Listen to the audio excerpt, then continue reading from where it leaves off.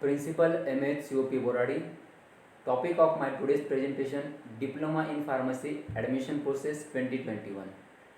Intention of my today's video, that is to guide the students regarding the admission process during academic year 2021. After completion of 12th science in a pharmacy profession, 3 courses are available, that is Diploma in Pharmacy, Bachelor of Pharmacy and PharmD. Diploma in Pharmacy is a 2 years course. After completion of Diploma in Pharmacy, you will get admission to the direct second year B.Pharm, or you will also get admission to the Bachelor of Pharmacy, that is practice, for that is 2 years course after diploma. Now I will discuss about the eligibility criteria for the pharmacy courses approved by the Pharmacy Council of India. First course, that is Diploma in Pharmacy. The medium of instruction for the Diploma in Pharmacy is English. There is a 2 academic year full-time course. The minimum qualification required for the admission: the candidate must pass 10 plus 2 examination with physics and chemistry as a compulsory subject, along with mathematics and biology as a alternative subjects. Instead of math or the biology, any subject is required. The candidate should be an Indian national. Other requirements, that is the students other than Maharashtra state shall be eligible for institute quota only, means the candidate from OMS will get only admission at against cap or institute quota. Some candidates' results may declare in form of grades. Such candidates are supposed to produce equivalent certificate for admission in a Diploma in Pharmacy from their respective board. The competent authority for the admission process in Maharashtra state for Diploma in Pharmacy, that is Director Technical Education Mumbai. He will conduct all the activities related to the admission process of Diploma Pharmacy under the purview of Directorate of Technical Education, Maharashtra state. The candidate interested for the admission in Diploma in Pharmacy can review the instruction from the information brochure carefully, which is published on the website of Directorate of Technical Education, Mumbai. Now I will discuss about the documents which are required for the admission during the academic year 2021 as per the reserved candidate, as per their categories. For SC student, the caste certificate is required. For ST student, tribe certificate is required. For VJ, DT, NT, A, B, C, D, OBC and SBC candidate, caste or the tribe certificate required. With this, non-familiar certificate valid up to the end of current financial year is required. For the reserve candidate, is not required any validity certificate for the admission process, but if the candidate admitted on reserve seat, the candidate must submit the application to the respective competent authority for the validity within 1 month from the admission date. Now the documents other than this which are required for the admission process, that is 10th mark sheet or passing certificate, 11th 12th mark sheet, leaving certificate, sometimes transcription certificate is there, income certificate for TF-WF candidates, domicile certificate is required for all candidates. For EWS, person with disability, minority, defense candidate, certificate from appropriate authority from the Maharashtra state in appropriate format is required. With this, Aadhaar number or Aadhaar card, bank account is required for getting the benefit of scholarship. All information is also available on the website of Directorate of Technical Education, Maharashtra State, Mumbai. Now I will discuss about the fee structure in a Maharashtra state for Diploma in Pharmacy. That is, it divided into the 2 criteria, that is institute, non-autonomous and autonomous government institute and aided institutes, and second is the unaided private institutes. That fees is divided into the criteria, that is tuition fee, development fee, other fee and the caution money. For the non-autonomous and autonomous government institute and aided institute, that fees is approximately 20,000 as per the information brochure 2019-20. For unaided private institute, for open category candidate, the final fee approved by the fee regulating authority for that year is the fee. For reserve candidate, no tuition fee is required. For the candidate that is SBC, other than a reserve candidate, the candidates like TFWS and OBC, the 50% fees is 50% of tuition fee is required. The fee structure for SEBC or EWS candidate shall be as per the policy of government. So this is what about the fee structure in a Maharashtra state for diploma in pharmacy. Now I will discuss about the admission process. Admission process in Maharashtra state for diploma pharmacy institutes. So I will try to explain some points in Marathi for better understanding. For candidates are supposed to register online on the website of Directorate of Technical Education Mumbai, and then is supposed to select the scrutiny mode. स्टुडंट्सने अगोदर वेबसाईटवरती registration करायचे, त्यांचं primary information fill up करून registration करायचे. Registration केल्यानंतर स्टुडंटला त्यांचा application number किंवा user name मिळेल. Passwords ते स्वतः सेव्ह करतील.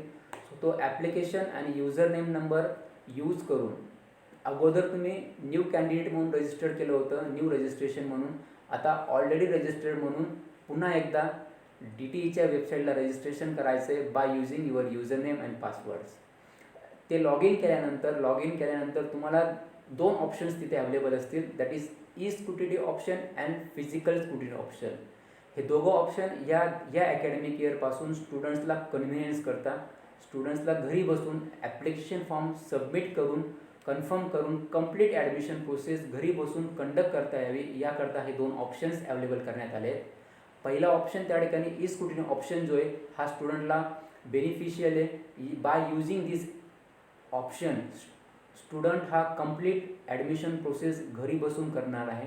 स्टुडंटला कुठल्याही इन्स्टिट्यूटला, फॅसिलिटी सेंटरला किंवा ARCला रिपोर्टिंग करण्याकरता जायचं नाही आहे. ॲडमिशन प्रोसेस कंप्लीट झाल्यानंतरच स्टुडंटला ॲडमिटेड इन्स्टिट्यूटला रिपोर्टिंग करायची आहे. That is the benefit of this e scrutiny option. जसाही तुम्ही ई स्क्रुटिनी ऑप्शन सिलेक्ट करणार तर स्टुडंटला त्या ठिकाणी त्याचं कंप्लीट फॉर्म ऑलरेडी त्याने फिलअप केलेला आहे. त्याला डॉक्युमेंट्स अपलोड करायचे, ॲप्लिकेशन सबमिट करायचे आहे. That you are suppose to conduct this process by using the device which is connected to the internet. Application submit केल्यानंतर स्टुडंटला ॲप्लिकेशन कन्फर्मेशन करण्याकरता कुठल्याही प्रकारच्या डॉक्युमेंट व्हेरिफिकेशन करण्याकरता FC सेंटरवर जाण्याची गरज नाही आहे. Application will be automatically allotted to the EFC by using the computer system of DT, and that EFC will verify and confirm your application through e-scrutiny mode. जर त्या तुमचं ॲप्लिकेशन फॉर्म ओके असेल, there is no error, then in your log in you will get the application form and the receipt cum acknowledgement जी तुम्हाला कुठल्याही प्रकारच्या physical facility सेंटरवरती मिळणार होती बाय हँड, ती तुम्हाला तुमच्या लॉग इनमध्ये मिळेल after completion of scrutiny by the EFC. जर तुमच्या ॲप्लिकेशन फॉर्ममध्ये कुठल्याही प्रकारची त्रुटी किंवा एरर नसेल. If there is a error in your application form, that application form will be reverted in to your log in. You are suppose to rectify that deficiencies and again submit the application form, and again the EFC will verify and confirm your application, and he will send the confirm application and receipt come acknowledgement within your login. So this is the filling of application form, confirmation of application form by using e-scrutiny mode. Second option as a regular option, that is physical scrutiny mode. This mode is available for the some students. Those are not having any facilities. काही ठिकाणी इंटरनेटची अडचण होऊ शकते, काही ठिकाणी डिव्हायसेसची अडचण राहू शकते. तर अशा स्टुडंट्स करता इन्स्टिट्यूट्सला फॅसिलिटी सेंटर म्हणून अपॉइंट केले गेले. अशा सेंटर्सवरती त्या स्टुडंटने जाऊन तो फॉर्म रजिस्टर्ड करायचा आहे, डॉक्युमेंट्स अपलोड करायचे आहेत, डॉक्युमेंट्स व्हेरीफाय करायचे आहेत, आणि डॉक्युमेंट्स व्हेरीफाय केल्यानंतर ते ॲप्लिकेशन फॉर्म त्या FC थ्रू कन्फर्म करायचे, आणि after confirmation that FC officer will give you a receipt cum acknowledgement and application form. Sir असं प्रोसेस तुम्हाला फिजिकल स्क्रुटिनीमध्ये करायचं आहे, आणि त्यानंतर तुम्हाला त्या ठिकाणी during submission of admission form तुम्हाला त्या ठिकाणी एक फीजही सबमिट करायची आहे, ॲप्लिकेशन फीज सबमिट करायची आहे. For reserve candidate that is 300 and for open candidates that is 400 rupees. He fees तुम्हाला तुमच्या ऑनलाईन मोडने पेमेंट करायचे. सो ते ऑनलाईन मोडने पेमेंट करण्याकरता तुमच्याकडे सगळे ऑप्शन्स अवेलेबल पाहिजेत, whether it is through e-scrutiny mode or whether it is through physical verification mode. So this is what about the complete process. Now I will try to explain the schedule of these all activities. From 10th August, online registration of application and uploading of required documents by the candidate is started. It will be up to the last date, that is 25th August.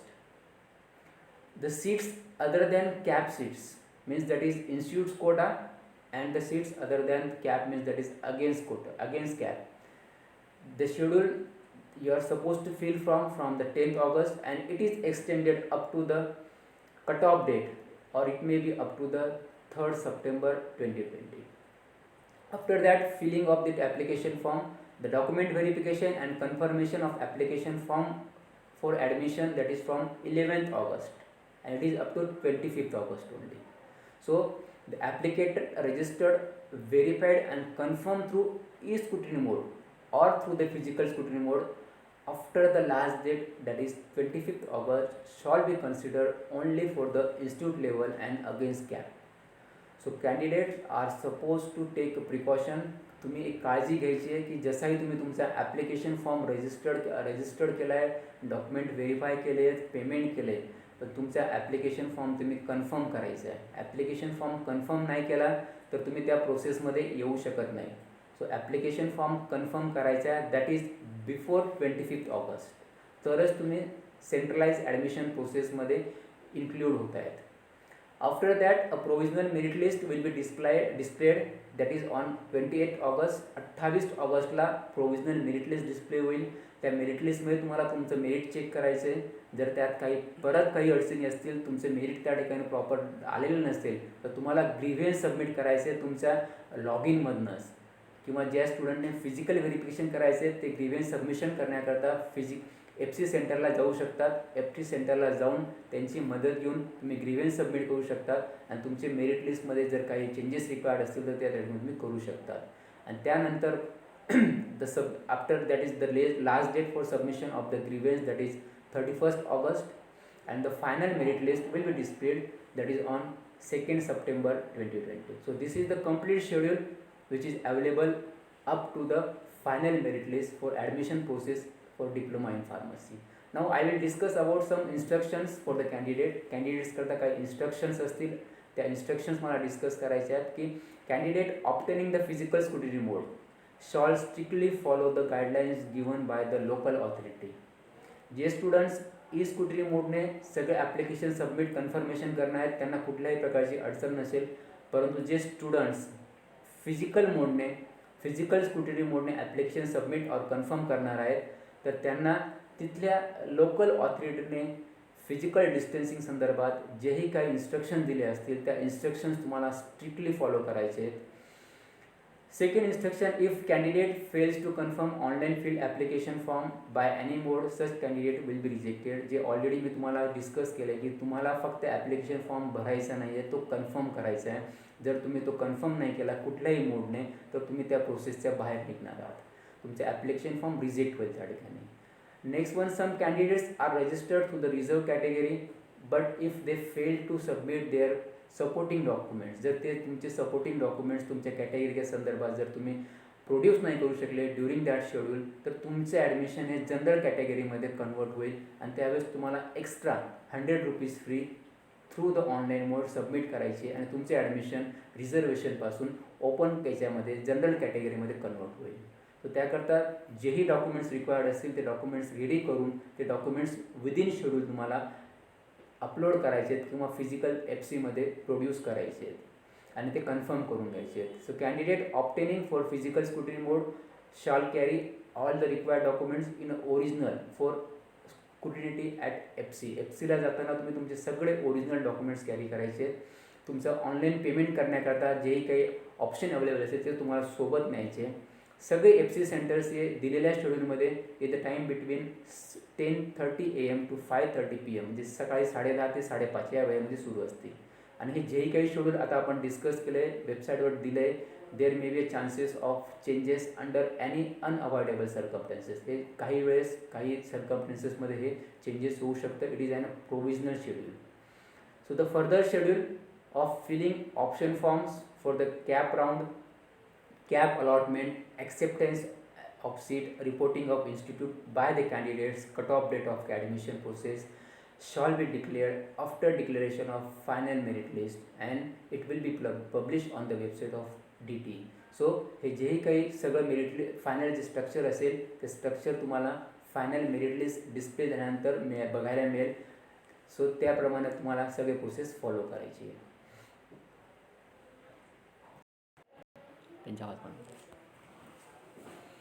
आता एक तुम्हाला एक demo application form मी submit करून दाखवतो आहे कसा generate करायचा आहे. ही DTची वेबसाईट दिली आहे.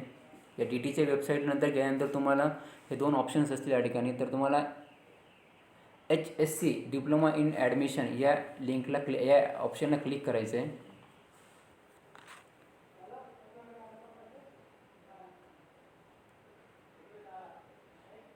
ह्या लिंकवरती क्लिक केल्यानंतर diploma in pharmacy admission process करता हे पेज ओपन होईल. या पेजला 2 ऑप्शन दिले आहेत, new registration and already registered. तर सुरुवातीला तुम्हाला न्यू रजिस्ट्रेशन करण्याकरता न्यू रजिस्ट्रेशनला क्लिक करायचं आहे.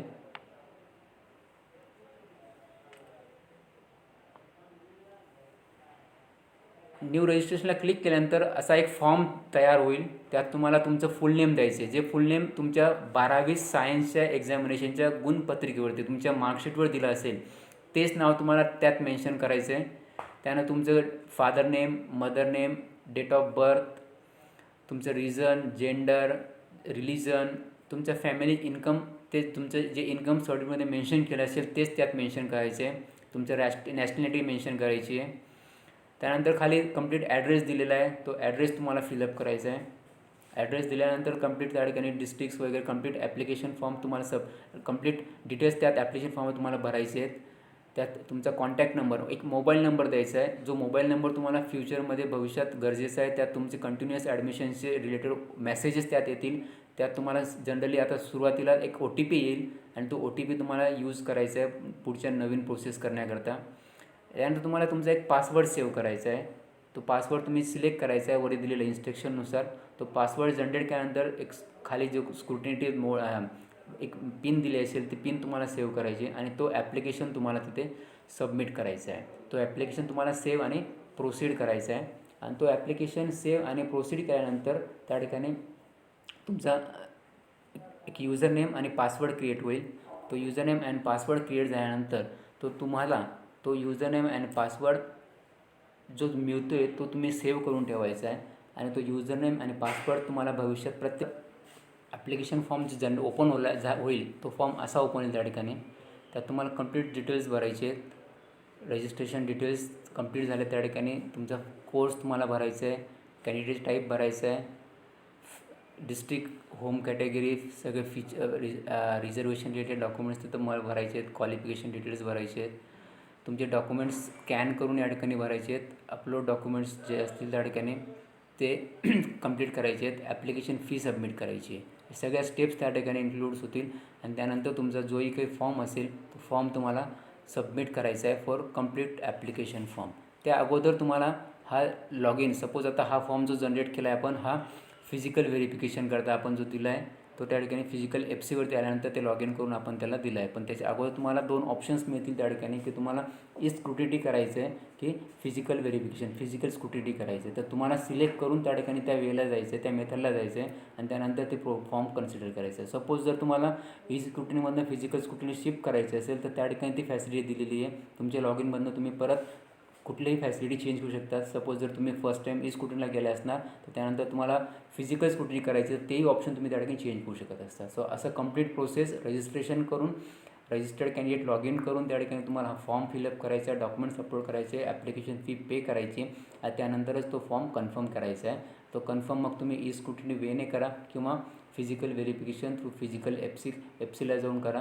हे दोघं ऑप्शन्स त्या ठिकाणी. फक्त प्रिकॉशन्स एवढीच घ्यायची ड्युरिंग दिस प्रोसेस की तुम्हाला तुमचा फिलअप केलेला ॲप्लिकेशन फॉर्म कन्फर्म करायचा आहे आणि कन्फर्म झालेल्या ॲप्लिकेशन फॉर्मची प्रिंट आणि प्रिंटची ॲक्नॉलेजमेंट तुम्हाला फ्युचर रेफरन्स करता कॅरी करायची आहे. So this is what about the complete admission process which is conducted by the director of technical education Maharashtra state Mumbai.